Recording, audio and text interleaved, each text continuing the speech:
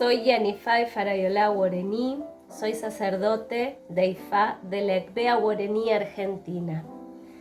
Soy docente, profesora de lengua y literatura, y además de estar a cargo de este proyecto, nacido de la ECBEA Guarení, Argentina, voy a dar la materia Yoruba 1, en la cual vamos a explicar todo lo que tiene que ver con la gramática Yoruba, los artículos, cómo se utilizan, los plurales, cómo se forman las frases, cómo se construye una oración gramaticalmente.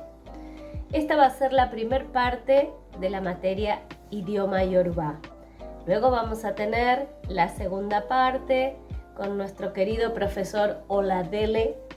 Él se va a encargar de la parte fonética, pero sin entender la parte gramatical, luego se nos va a complicar entender la parte fonética. Por eso decidimos comenzar a explicar desde una visión occidental y entendiendo la gramática en español, explicar de esta forma la gramática Yoruba para que sea de una forma más entendible, más sencilla y más asimilable para los que estamos de este lado del continente.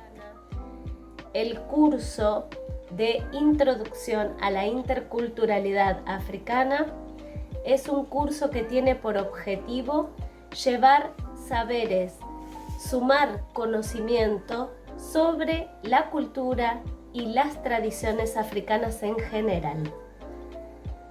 Esperamos ser de mucha ayuda para aquellos que están interesados en conocer más de la cultura tradicional africana. Los esperamos a partir del 9 de marzo.